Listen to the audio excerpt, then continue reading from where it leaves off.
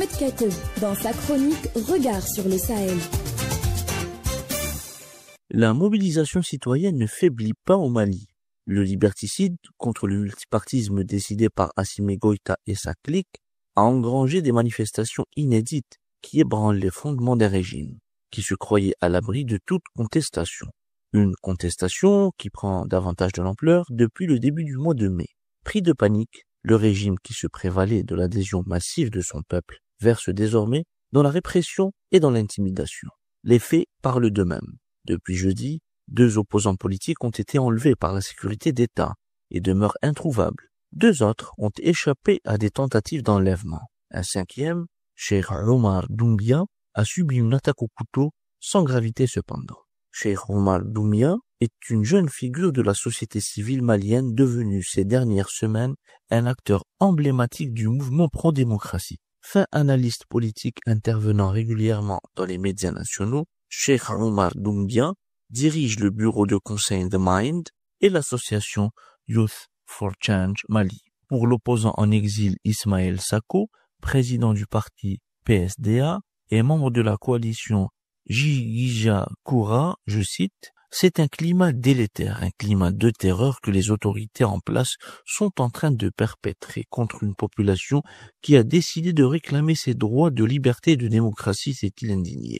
Cela doit cesser, la justice doit jouer pleinement son rôle, chacun a le droit à la parole, le droit de défendre son opinion devant le peuple malien. Fin de citation. Pour Kadidia Fofana, présidente des forces vives de la diaspora et du mouvement politique d'opposition tous concernés, c'est une véritable chasse à l'homme que mène actuellement le régime autoritaire d'Assimi Goïta contre les défenseurs de la démocratie au Mali. Ces agressions se déroulent sous l'œil indifférent de la justice malienne devenue complice par son silence. Il ne s'agit pas d'incidents isolés, estime-t-elle, mais d'une stratégie délibérée d'intimidation, de terreur et de répression visant à museler toutes les voix discordantes. Le peuple malien est pris en otage, privé de toutes ses libertés fondamentales, ajoute avec colère l'ancienne conseillère municipale de la commune de Bamako. Le peuple a aujourd'hui soif de démocratie et de liberté, estime Ismaël Sako. 5 ans sans résultat, 5 ans dans l'obscurité, les gens disent non à la dictature d'Assimi Goïta. Il est temps, et le peuple a décidé de prendre son destin en main pour choisir son président et ses élus. C'est un droit constitutionnel.